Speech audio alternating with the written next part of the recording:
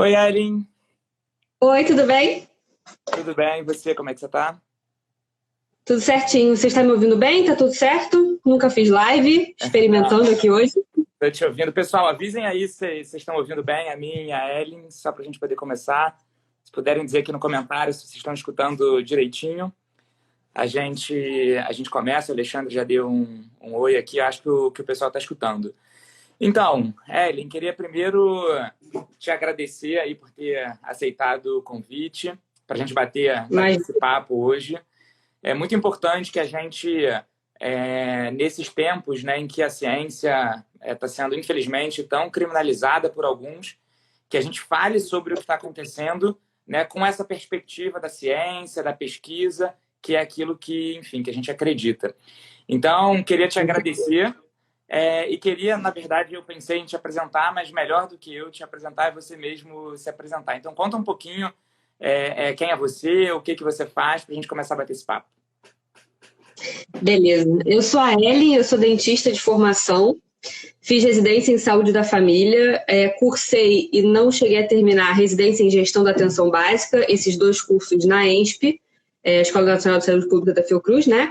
E depois eu fui para o exterior, fui para a Inglaterra fazer mestrado, fiz meu mestrado lá em gestão e políticas públicas de saúde. Atualmente sou pesquisadora do IEPS, que é o Instituto de Estudos de Pesquisa de Saúde. Estou envolvida também na iniciativa Corona Cidades, que é uma plataforma de apoio aos municípios no enfrentamento dessa crise, né, do coronavírus.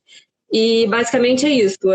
Sou uma profissional de saúde que se apaixonou pela gestão, fui pega pelo pé e entrei nesse mundo de cabeça e estou super envolvida com a crise, né, de maneira geral, porque tenho esse trabalho com os municípios.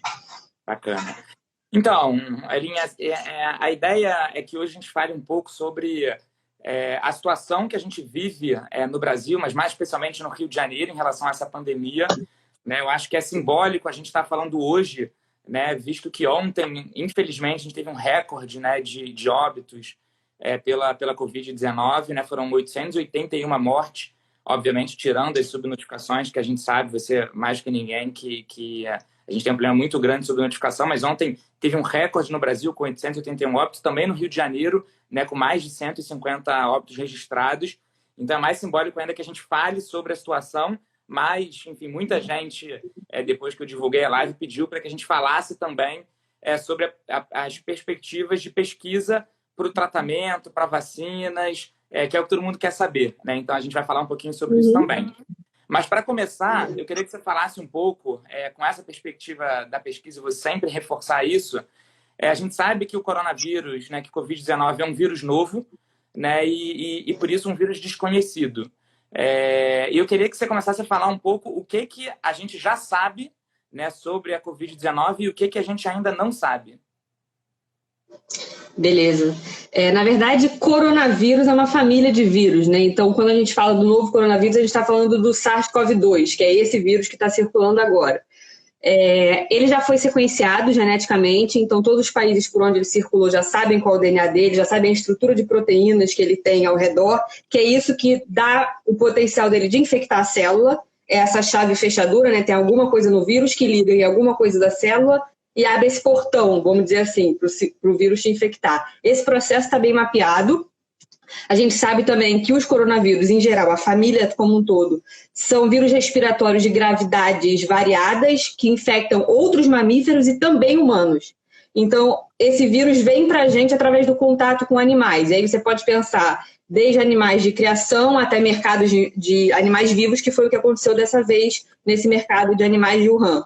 Né? Então, os animais são reservatórios desses vírus no ambiente. E aí é o nosso contato próximo com os animais que propicia a propagação desse tipo de pandemia. Na verdade, isso era uma coisa previsível até. Vários começaram a levantar estudos pregressos, vários estudos falando que havia um risco de acontecer isso esse ano. Enfim, a gente teve H1N1 também há pouco tempo atrás, que também veio do porco, né, gripe suína. Na verdade, foi uma combinação de vírus dentro do porco que se transformou num vírus letal para os humanos. Então, acho que, enfim, esse processo de infecção do vírus está mapeado, a história do vírus está mais ou menos mapeada também, mas a gente não sabe, por exemplo, por quanto tempo você fica imune depois que você pega o vírus. Não sabemos. né? Exatamente quanto tempo o vírus fica viável no ar a ponto de você entrar no ambiente e poder se contaminar. Também não sabemos. A gente sabe que o vírus pode ficar em suspensão por até 3 horas. Isso foi mapeado. Mas a gente não sabe se o vírus está viável, né? O quanto tempo ele fica viável em todas as superfícies. A gente não sabe. Né? E a gente não teve tempo de mapear essas coisas todas ainda. Então é realmente um inimigo, ao meu ver, muito mais desconhecido do que conhecido. Legal. Antes de entrar em algumas perguntas que até estão colocando aqui, dizer que quem quiser convidar pessoas para assistir esse live, essa conversa agora, é só ir aqui embaixo, num triângulozinho que tem no aviãozinho, apertar e convidar os amigos, convidar as pessoas para assistir, mas eu também vou colocar depois aí no YouTube, vou mandar o link para todo mundo poder assistir, vai ficar 24 horas aqui no ar. Enfim, uma das perguntas que surgiu aqui já, do Alexandre, pode falar como o vírus afeta quem tem pressão alta? E eu queria que você falasse, enfim, junto a isso também sobre os sintomas, né? Por ser um vírus desconhecido, a gente vive um momento, a gente vai falar um pouquinho mais à frente sobre fake news, né? Muitas informações truncadas, né? O WhatsApp hoje acaba, enfim, de certa forma sendo utilizado de uma forma bacana, mas também sendo utilizado para divulgar fake news, divulgar informações que não são verídicas. Então, eu queria que você falasse um pouquinho sobre essa questão que o Alexandre levantou, mas também sobre os sintomas de forma geral. Quais são os principais sintomas? Quando que a gente tem que ficar preocupado? Isso é importante, né? Muita gente pergunta em que momento a preocupação tem que me fazer efetivamente levantar e ir para o hospital, né? Sabendo que ir para o hospital tem que ser a última medida. Enfim, fala um pouquinho sobre isso. Então, na verdade, não existe uma especificidade da hipertensão arterial, né, que é a pressão alta. Existe um pool de doenças crônicas que, de alguma forma, afetam a sua maneira de responder a infecções, de maneira geral, né? Então, os doentes crônicos, os asmáticos, eles são especialmente suscetíveis a algumas doenças respiratórias, né? Infecciosas. Então, é mais uma questão da sua defesa do que propriamente uma condição que tem uma via específica de atuação na Covid-19, que é a doença que esse coronavírus novo causa, né? Então, isso vale para qualquer doença crônica, porque é um comprometimento da sua defesa, de como seu corpo responde a essas agressões externas, né? Mas falando em geral de sintomas, na verdade, isso é bem heterogêneo, porque eu já escutei relatos de pessoas que, enfim, manifestaram só um ou algum sintoma que não seria muito comum, então cada corpo é um corpo, mas falando em geral, em termos populacionais, o que se tem são o que a gente chama de síndrome gripal, que é um conjunto de sintomas comuns a várias infecções respiratórias diferentes. Então, febre, coriza, dor de garganta, tosse, falta de ar, respiração pesada. E o coronavírus, ele parece ter uma peculiaridade, que é a perda do paladar e do olfato. Inclusive, isso vem sendo sinalizado por entidades internacionais que trabalham com vigilância e tudo mais, como um sinal de alerta. Então, se você está se sentindo bem, mas se você teve alguma perda de olfato e de paladar, já estão recomendando que você fique em casa, né? Porque isso parece ser uma especificidade desse vírus. E, além disso, existem outras manifestações que estão sendo mapeadas, ainda estudadas. A causalidade ainda não está estabelecida. Que é, por exemplo, em crianças, desenvolvimento de uma condição que é muito semelhante à síndrome de Kawasaki, que, na verdade, é uma vasculite, uma inflamação dos vasos no corpo. Né? Algumas manifestações cutâneas, manchas vermelhas na pele, problemas de circulação, enfim. Tem várias outras coisas que estão aparecendo e as pessoas agora estão começando a mapear. Mas, em geral, se parece muito com uma gripe comum. Foi bom você citar essa questão dos sinais de alerta para ir para o hospital, porque isso recentemente mudou. Né? Geralmente se falava, olha, se você tiver com muita falta de ar, você vai ao hospital. E, na verdade, o que está aparecendo com esse coronavírus a pessoa começa a ter uma redução da saturação de oxigênio no corpo muito antes dela começar a se sentir efetivamente mal. Né? Então, muitas pessoas têm falado da importância de medir a oxigenação, de quem puder ter um oxímetro em casa, é um aparelho até de simples manuseio. Levantaram essa pergunta aqui também sobre o oxímetro, né? Qual a importância dele? Então, é importante realmente que as pessoas tenham e façam essa medição ou não? É importante, quem puder ter, é bom. E quem não puder, é bom que os serviços de saúde, mesmo os mais básicos, garantam que esse aparelho esteja funcionando. Né? Porque é uma coisa muito simples, não é tão custo baixo, né? e você consegue ver. Eu conheço vários relatos de pessoas próximas, mas também tenho lido bastante sobre isso, que muitas pessoas já estão com a saturação 80 e pouco, 70 e pouco, que é bem baixo já é um super sinal de alerta, e estavam se sentindo bem. Se elas não tivessem medido, elas não saberiam. Então, isso mudou. Então, ninguém deve esperar ficar numa situação crítica de falta de ar para procurar serviço de saúde, não. Legal. Bacana. Estão surgindo muitas perguntas aqui. Lembrando que quem quiser convidar as pessoas para assistir esse bate-papo é só vir aqui no aviãozinho embaixo e convidar os amigos. Eu vou ler algumas perguntas. Enfim, eu anotei algumas coisas aqui também, mas eu vou priorizar as perguntas que estão surgindo para que a gente possa bater esse papo. Então, o Vitor perguntou aqui se é possível também falar um pouco, isso é legal, também tinha anotado aqui para a gente falar um pouco sobre a eficácia do álcool gel, do álcool 70 em gel e líquido. Então, falar um pouquinho sobre isso. E também, eu tinha anotado aqui uma outra que tinha sido interessante. Só um segundinho. Sobre pressão alta a gente já falou. Fala um pouquinho sobre isso, eu já acho. Então, sobre a importância do álcool gel 70 em líquido. Fala um pouquinho sobre isso, enquanto eu acho que é outra. Por favor. Na verdade, a gente tem falado muito de álcool gel, mas assim, acho que o debate é anterior, né? O vírus morre com água e sabão. Então, acho que isso é o primordial. Lavar, higienizar as mãos. É óbvio que você precisa trabalhar ou você, enfim, não quer lavar a mão com água e sabão toda hora. Você pode usar do artifício do álcool como uma conveniência. Então, você não tem uma pia no momento, então você está na rua, transporte público, você não vai ter água, então você usa o álcool. O ideal é que o álcool seja entre 60% e 70%, então aquele álcool 40 e poucos por cento de limpeza comum ou álcool super concentrado, 90 e poucos por cento, eles não são indicados. Então, ficar nessa faixa de 60% a 70%. E não tem diferença entre o gel e o líquido. A única conveniência do gel, além da consistência não ficar derramando, é que eles combinam geralmente alguns hidratantes e tudo mais, porque o álcool é extremamente irritativo para a pele, né?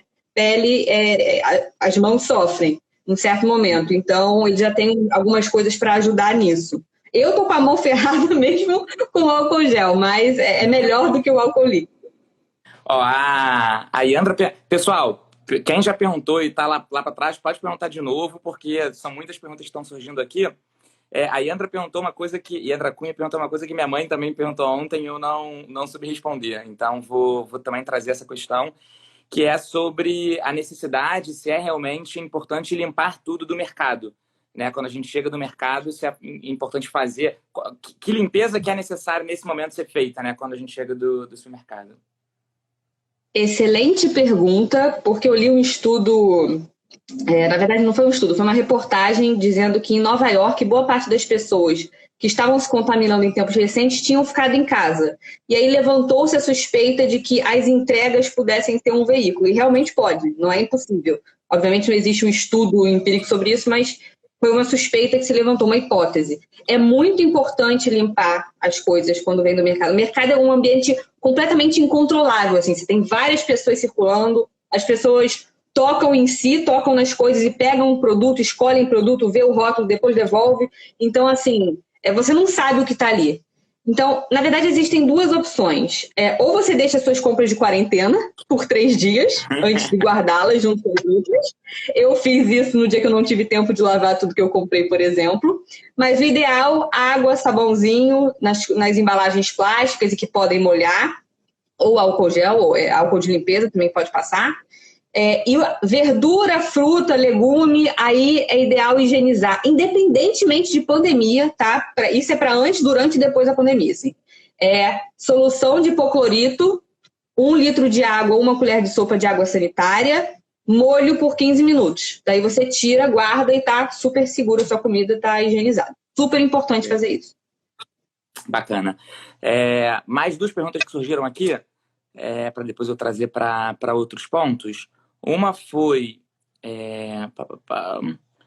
do Eduardo, perguntando de novo um pouquinho, você já chegou a comentar, né? Ele pergunta: tosse, febre, pressão alta, o vírus ataca o sistema cardiovascular? E uma outra do Sérgio, perguntando sobre essa questão do tempo que ele fica no ar, né? Se já se sabe mais alguma coisa através de pesquisas nesse sentido. Tá, com relação ao sistema cardiovascular, Existem essas manifestações que estão sendo estudadas, então, de inflamação nos vasos e coágulos, então embolia pulmonar e formação de outros coágulos pelo corpo. Inclusive, uma das guias de tratamento de suporte que tem sido pesquisada é o uso de anticoagulantes. Então, parece haver, sim, algum efeito sobre o sistema cardiovascular. Mas, para além disso, é uma infecção respiratória, tá? O que acontece no sistema cardiovascular é uma consequência, né? Não é, e nem é tão prevalente quanto os sintomas respiratórios. É uma coisa que pode acontecer com algumas pessoas suscetíveis. Legal. E qual foi a outra pergunta que você fez? Do ar, né? Não foi do ar? Isso. Então, o último estudo que eu vi sobre isso detectou que o vírus pode ficar suspenso no ar por até 3 horas. Então, é a informação que se tem até o momento, é isso. Legal. Então, elevador, ambiente sem ventilação, tem que tomar muito cuidado. Legal. Eu li alguma coisa também sobre... você falou elevador, né? Então, fizeram algumas perguntas aqui sobre plasma. A gente vai falar sobre tratamento um pouquinho mais para o final. Então, só para não passar batido aqui que eu li. Queria saber um pouco agora, Ellen, sobre... a política hoje ela acaba interferindo diretamente, né, enfim, no combate à pandemia. Eu queria escutar um pouco a sua opinião sobre essa última medida do governo federal em relação às atividades essenciais, né? Acho importante porque assim, o governo liberou a princípio agora mais algumas atividades essenciais, como academia, salão de beleza, barbearia. Alguns governadores já falaram que não vão cumprir. E eu queria entender um pouco também, com essa perspectiva da ciência, se faz sentido, nesse momento, a gente fazer, enfim, a gente flexibilizar, de certa forma, a questão do isolamento social, que a gente vai entrar um pouco também aí na importância do lockdown. Mas queria saber especificamente sobre esse último decreto, né, de liberar mais algumas atividades essenciais, como academia e salões. Eu queria entender, honestamente, qual é o embasamento para transformar academia, barbearia e salão de beleza em serviço essencial. Assim, eu não vejo nenhum ponto nisso. E o argumento que é usado não existe evidência de que no salão de beleza você pode pegar, não existe evidência de que alguém se contaminou na academia. Existe evidência de que aglomerações causam problemas. Então, você vai abrir um serviço que vai aglomerar pessoas sem qualquer razão para isso, estapafúrdio, assim, na verdade. Não tem porquê. E eu acho que isso traz muito uma discussão do pacto federativo, né? No enfrentamento de crises. Você vê nitidamente uma retomada da figura dos governadores, que ficavam um pouco no background em várias, né, em termos de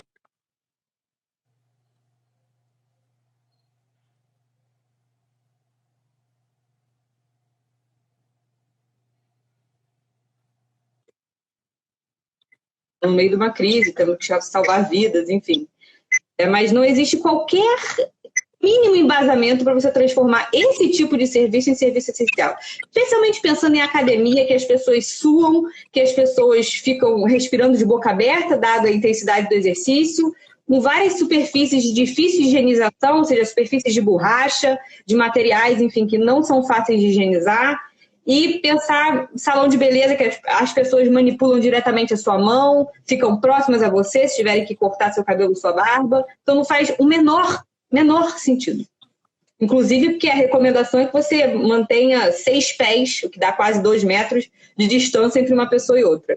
Então, não faz o mínimo sentido. Não, bacana. Eu quis perguntar isso porque isso diz muito a respeito de como a ciência está sendo tratada pelo governo federal, né? Desde a demissão do Mandetta, que foi demitido pelos seus acertos, né, e não pelos seus erros, a essa adesão agora que o próprio ministro da Saúde não ficou sabendo, né? Ele ficou sabendo através dos jornalistas, o que é, enfim, inacreditável. Mas voltando para o Rio de Janeiro, e aí, enfim, vou te fazer uma pergunta para depois voltar para algumas perguntas que estão surgindo aqui no chat, falar um pouco sobre lockdown, né? E para falar sobre o lockdown, sobre o fechamento, né, total, fechamento mais extremo, eu queria falar um pouco sobre a situação dos leitos aqui no Rio de Janeiro, né? Enfim, os números que a gente vem acompanhando são números muito preocupantes, né, de filas em leito. Eu não consigo imaginar né, o que seria uma fila em leitos para UTI, né? Enfim, é muito complicado imaginar esse tipo de coisa. E aí, por um lado, a gente vê a criação, né, a abertura de muitos hospitais de campanha. Aqui no Rio, se eu não me engano, a gente abriu 4 hospitais de campanha. Estavam previstos 9, né, até o final de abril, e agora se jogou para o final de maio. Muitos desses hospitais de campanha estão sendo abertos sem todos os leitos à disposição. E, por outro lado, a gente vê uma realidade de muitos leitos federais, né, que estão, enfim, indisponíveis, né, estão desativados no momento. Então, queria que você falasse um pouco primeiro sobre essa situação de leitos desativados, sobre a abertura dos hospitais de campanha, sobre como a gente está nesse momento, para depois a gente pensar um pouquinho na importância do lockdown. Tá. A situação dos leitos é super alarmante, assim, porque a gente tem uma fila de 4 dígitos de pessoas esperando leito. Então, mais de 1.000 pessoas esperando leito. Aí a gente entra numa questão de que uma coisa é a letalidade do vírus. Então, tantas pessoas pegaram o vírus e por serem altamente suscetíveis, essas pessoas morrem, ok. Outra coisa é a gente estar aumentando a letalidade do vírus porque a gente não oferece tratamento em tempo oportuno. Isso é muito grave. Isso é muito grave, mesmo. E aí, eu acho que o hospital de campanha, dada a proporção da pandemia, eles realmente seriam necessários, especialmente em algumas áreas que você tem certos vazios de serviço. Então, eu acho que faz sentido. Mas antes, o trabalho bem anterior, gastando menos recurso, seria tripular, né, e fazer a manutenção correta desses leitos federais ou estaduais que seja, qualquer leito ocioso. A gente não está em condição de ter leito ocioso por nenhuma razão, né? As pessoas estão morrendo. Então, esse trabalho de planejar a capacidade instalada e trabalhar em ondas, né? Então, eu vou mapear o que está ocioso, depois eu vou abrir infraestrutura extra, que aí poderia ser o hospital de campanha. Esse pensamento em ondas, ele não aconteceu. Então, a gente tem uma capacidade instalada absurda, subaproveitada. A gente resolveria o nosso problema de fila se a gente ativasse todos esses leitos. Sabe? É surreal. Absolutamente surreal. Né? É inacreditável. E, assim, e aí se coloca a discussão exatamente da importância do lockdown, né? Primeiro, dizer que é lamentável que, enfim, acompanhando tudo que está acontecendo no mundo, não é um fenômeno só do Brasil, é um fenômeno mundial, né? E tendo a experiência do que está acontecendo no mundo todo, é lamentável, de novo, que o governo federal continue não defendendo o isolamento social como ele tem que ser feito. Né? A gente está acompanhando de semanas para cá, na verdade, de dias para cá, que o lockdown começa a se tornar algo fundamental, né? No Rio de Janeiro, a gente já tem 2 cidades que começaram com lockdown e são cidades enormes, né? São, enfim, top 5 em número de habitantes, Niterói e São Gonçalo. Na cidade do Rio de Janeiro, aqui onde a gente vive, o lockdown ainda não começou, já começou alguns fechamentos, né, em alguns lugares da cidade, como Calçadão de Campo Grande, depois Calçadão de Bangu, mais recentemente alguns bairros, né, algumas vias. E está se discutindo, né? Agora mesmo, enquanto a gente está fazendo essa live aqui, está tendo uma sessão na Assembleia Legislativa do Rio de Janeiro, eu estava acompanhando pelo Renan Ferreirinha, em que eles estão votando agora, nesse instante, o lockdown no estado do Rio de Janeiro. Então, eu queria que você falasse um pouquinho também, com a perspectiva de pesquisa, sobre a importância do lockdown e se a gente chegou no momento em que o lockdown é o melhor caminho para a cidade do Rio de Janeiro. Eu acho que na atual situação é a única saída possível, assim, né, em termos de política mais imediata. Mas eu acho que a discussão do lockdown ela não vem sozinha. Eu acho que a partir do momento que você tem estratégias um pouco mais leves de isolamento e não há um nível adequado de isolamento, você precisa realmente de medidas mais duras, o lockdown está aí como uma ferramenta para ser utilizada. E eu acho que na situação que a gente está é prudente, porque a gente já está em colapso técnico.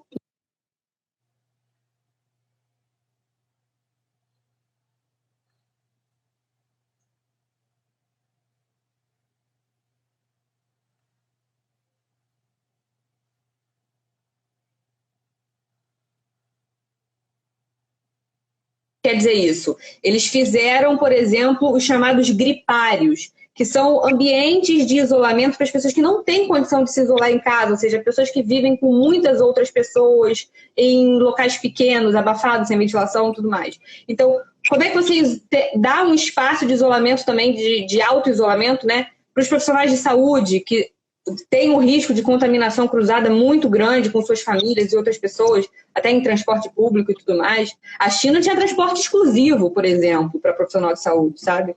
Então, a discussão do lockdown não vem sozinha. O lockdown, eu acho que na atual situação do Rio, ele tem que acontecer. Essa é a minha visão como pesquisadora, mas eu acho que há outras camadas dessa discussão que a gente tem que começar a levantar. Então, como é que a gente faz uma quarentena adequada? Como é que a gente faz um adequado mapeamento de contatos? Que isso é uma coisa que eu acho que está correndo um pouco frouxa na maioria dos lugares. Então, não existe um instrumento e uma pauta de, olha, faça o monitoramento de contatos dessa forma, né? Que foi um motivo de sucesso nos países que tiveram muito sucesso no enfrentamento, Coreia do Sul e outros, né? Esse mapeamento de contatos é fundamental. Então, eu acho que o lockdown é necessário, mas a discussão não vem sozinha, por essas razões que eu falei aqui. Legal.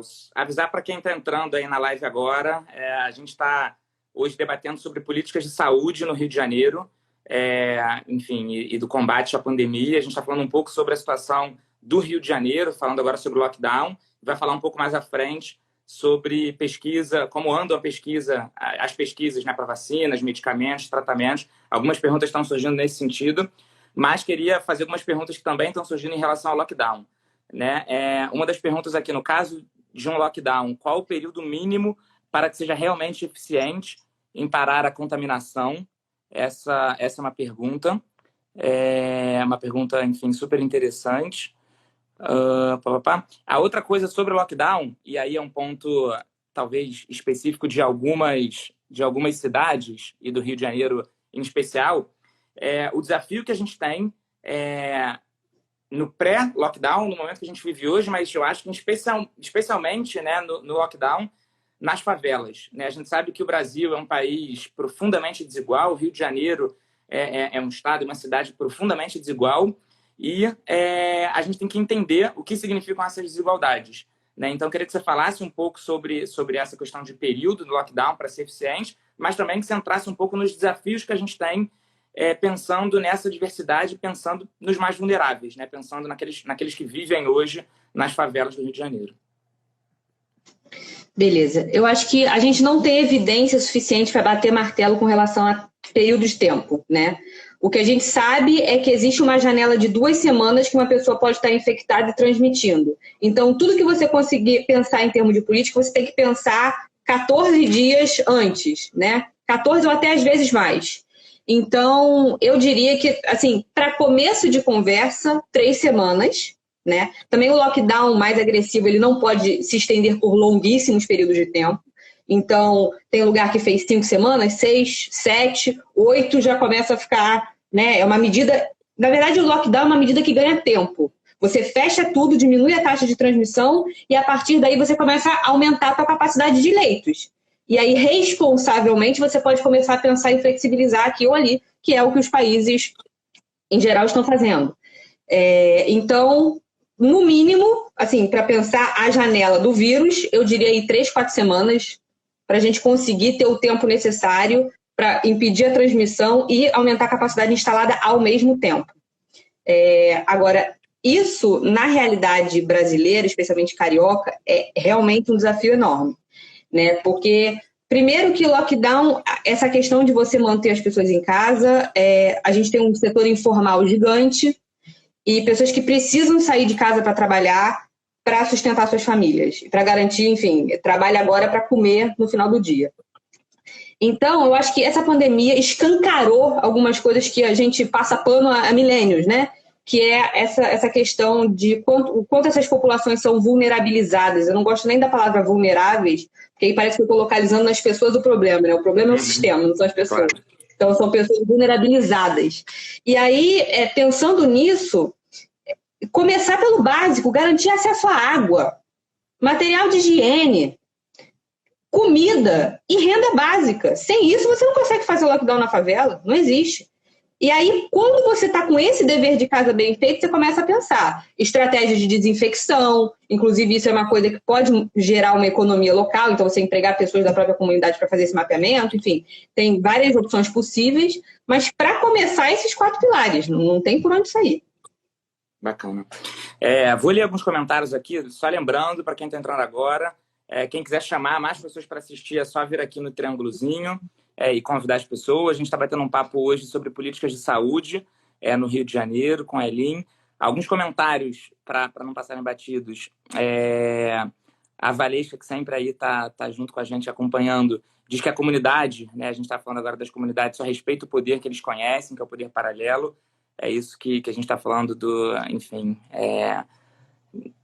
Fernanda falando sobre a realidade em Copacabana, né, de muitas pessoas, principalmente crianças na rua sem máscaras. O Sérgio levantou uma questão que eu queria que a gente falasse um pouquinho também sobre os testes, né? Quanto aos testes, será que conseguiremos testar um número significativo de pessoas? E mais, qual é a importância dos testes? Os testes realmente são uma ferramenta importante no combate à pandemia? Sem dúvida são, porque teste significa, em alguma medida, para você informação, né? E a gente só consegue ter boas políticas públicas, embasá-las nos dados. Então, obviamente, nenhuma política pública é só dado, tá? Tem várias outras questões que permeiam, mas dado é super importante. Então, o teste te dá esse subsídio. Eu acho que é possível, sim, a gente conseguir testar um número significativo de pessoas. Testar todo mundo, eu digo que é virtualmente impossível. A gente não vai conseguir chegar lá. Até porque existe um problema de supply chain nisso tudo, né? Que faltam reagentes, faltam kits, enfim, nível mundial. Existe uma concorrência desleal entre os países disputando esses recursos. Isso é uma coisa que a gente vai ter que pensar no futuro, como é que é a regulação dessas supply chains de saúde no mundo. Mas isso é um assunto posterior, não é para agora. Então, eu acho que é possível a gente conseguir testar uma parcela significativa, mas eu acho que isso parte do princípio de que, duas coisas. Uma vez sabendo que a gente não vai conseguir testar todo mundo, qual é a nossa estratégia no mundo real, com os testes que se tem, o que se pode fazer? E aí a gente entra na questão de a clínica é soberana. Se você tratar um caso de síndrome gripal como um caso índice, confirmado de Covid, você consegue ter um planejamento mais realista do que lidar com essa subnotificação que a gente está trabalhando agora, né? Eu acho que, enfim, é uma perda enorme essa subnotificação que a gente tem.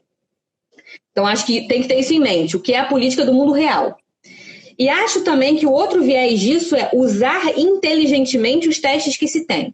Os testes, o PCR e o sorológico, eles não servem ao mesmo propósito, são testes diferentes que detectam coisas diferentes. Então, o PCR vai lá detectar se existe o vírus, né, infecção ativa pelo vírus. O teste sorológico trabalha com o anticorpo que você produziu contra aquele vírus. Então, são duas vias completamente diferentes. Então, o teste rápido ele é muito útil para você entender como o vírus está se espalhando. Se as pessoas estão desenvolvendo imunidade, se existem localizações geográficas específicas onde esse vírus está se transmitindo mais, né? É muito útil. Agora, para infecção ativa, o PCR é o padrão ouro. Então, você tem que ter essas duas coisas, o planejamento da vida real e usar com inteligência os recursos que se tem. Isso é uma demanda que eu tenho visto muito dos municípios, especialmente os menores. Tipo, recebi, sei lá, 100 testes, o que eu faço com eles? Sabe, não existe um protocolo clínico, tipo testes graves, testes profissionais de saúde, mas pensando em população, não existe uma marca definida, tipo, olha, nossa estratégia é essa. Então, há uma falha de apoio aos municípios também muito grande nesse sentido, e teste é um recurso caro, que a gente não está podendo desperdiçar. Seria muito importante a gente ter isso. Legal. Tem muitas perguntas surgindo, eu quero terminar lendo algumas perguntas para a gente vai ter um papo sobre elas, mas queria antes falar sobre tratamento, né? E aí, antes de falar sobre tratamento, queria falar sobre a tão falada hidroxicloroquina, né? Que o Bolsonaro defende de todas as formas. Queria que você falasse um pouco sobre isso e já emendasse em como é que está o andamento dessas pesquisas para vacina, para tratamento, para medicamento. O que você está vendo isso aí no dia a dia nas pesquisas? Qual é a expectativa que a gente do lado de cá pode ter em relação a isso? Olha, essa pergunta é muito boa, porque ressalta o quanto a ciência tem que ser valorizada, porque a gente está fazendo as coisas em tempo recorde. Nunca na história da humanidade se teve um avanço de pesquisa em termos de vacina e ciência, de drogas, medicamentos, enfim, fármacos, né? Como a gente está tendo agora. fantástico isso, assim. Isso é sem precedente na história. Então, é uma ótima pergunta. Vou começar pelos tratamentos, depois a gente vai para a vacina, tá?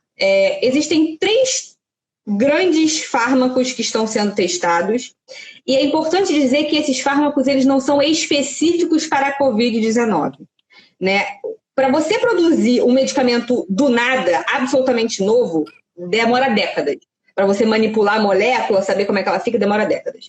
Então, o que eles estão fazendo? Eles fizeram uma estratégia chamada de reposicionamento, que é você pegar as drogas que já existem, os medicamentos que já existem, e tentar entender qual é o match que eles poderiam fazer com o vírus para impedir que ele invada as suas células. Então, nessa estratégia de reposicionamento, eles descobriram 3 fármacos que têm potencial. Um deles é a hidroxicloroquina, de fato, mas ela tem efeitos colaterais importantes e você usá-la exige um acompanhamento muito de perto, porque provoca arritmia cardíaca, então você tem que fazer eletrocardiograma com alguma frequência. O outro é o Remdesivir, que é um remédio que foi inicialmente pensado para o ebola, ele está sendo desenvolvido desde o surto de ebola, mas descobriram que tem um sítio de ligação possível e um match possível para a Covid-19. E um remédio, na verdade, que é para parasitoses, que é o famoso Onita, né? Que é um remédio que se usa muito para parasitoses, verminoses em geral. Então, esses 3 têm esse match. Existem grandes estudos clínicos rodando para cada um deles. Todos esses 3 estudos, os grandes, com todo o padrão de controle randomizado, tudo isso, com previsão de resultado agora para o final de maio. Então, nós teremos boas notícias ou mais notícias agora esse mês. Sobre a hidroxicloroquina especificamente, o maior estudo até agora, embora ele não tenha tido o desenho perfeito a gente vai ter que esperar o resultado até o final desse mês, mas não mostrou eficiência. E aí é um perigo porque a gente pula para as conclusões, né? Os estudos que mostraram muita eficiência da hidroxicloroquina foram estudos in vitro.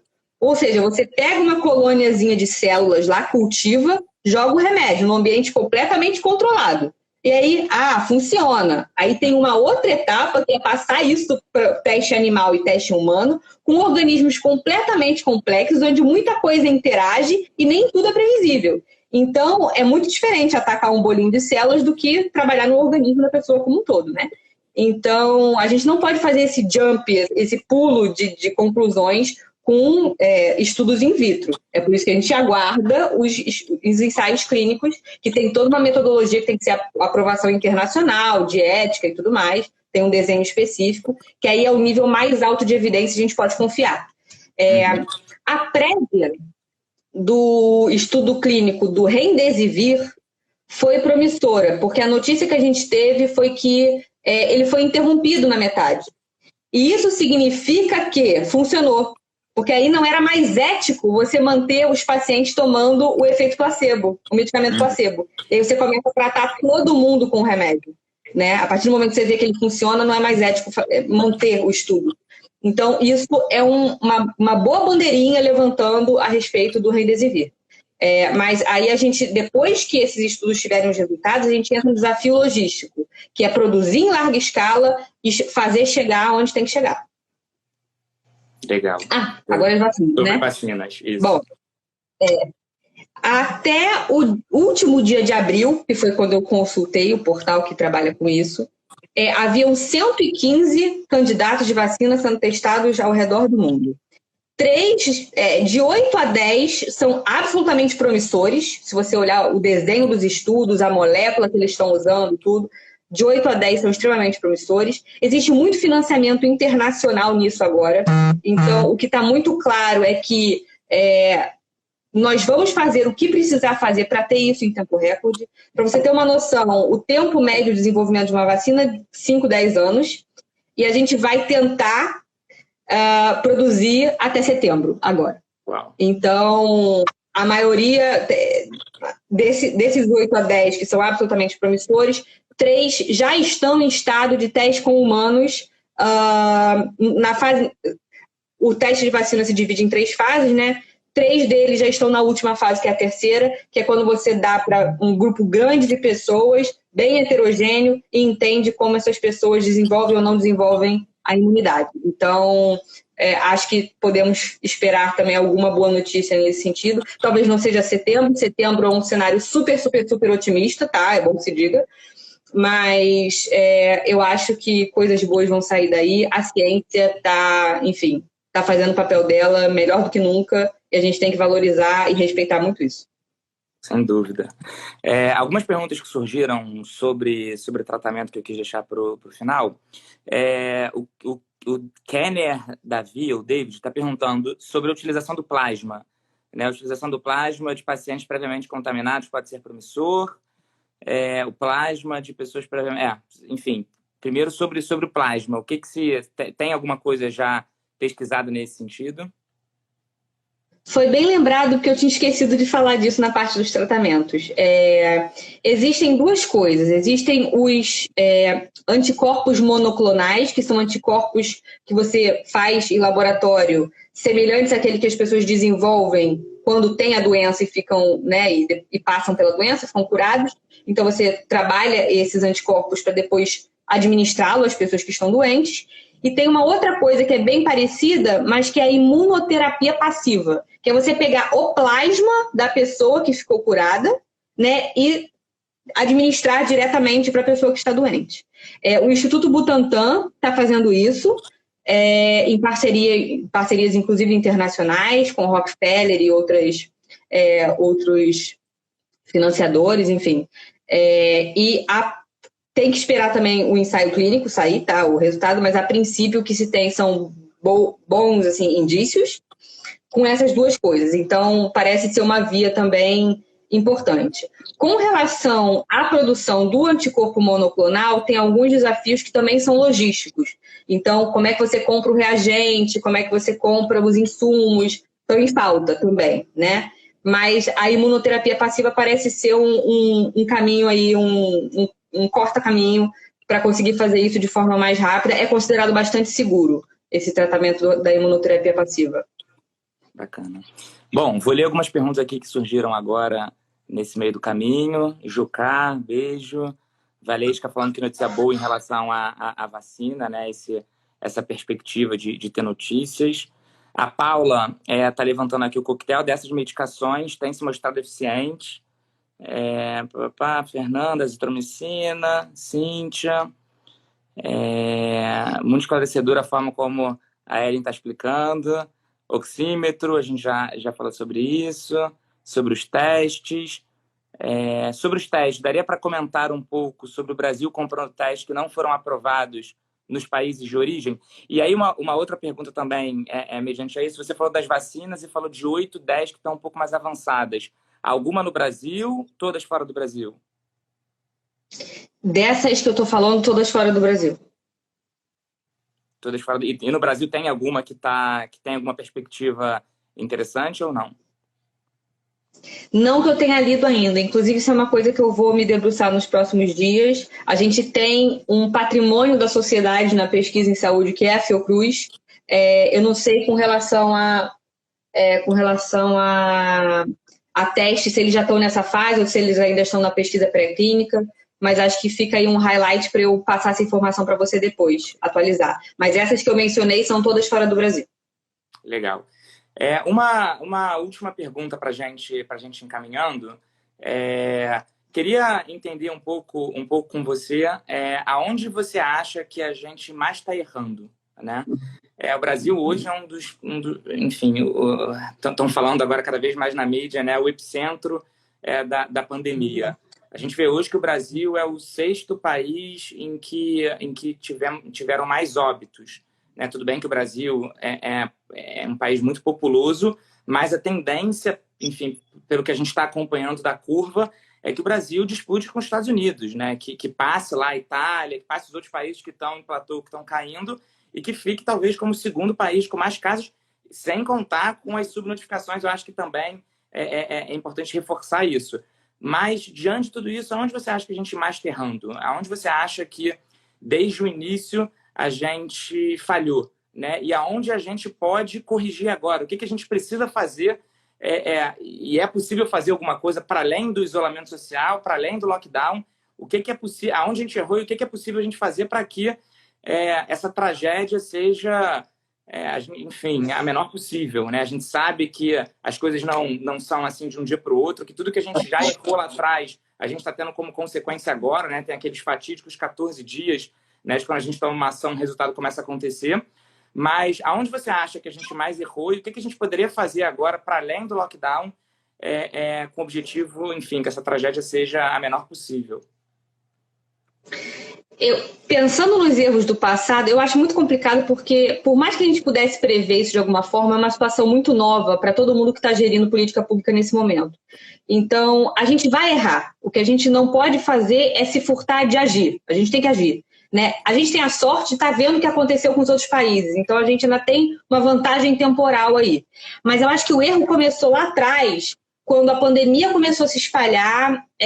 Enfim, a gente vive uma sociedade globalizada, as pessoas viajam muito, avião é um ambiente confinado, e acho que quando isso começou, para início de conversa, a gente devia ter tido um controle de aeroporto melhor.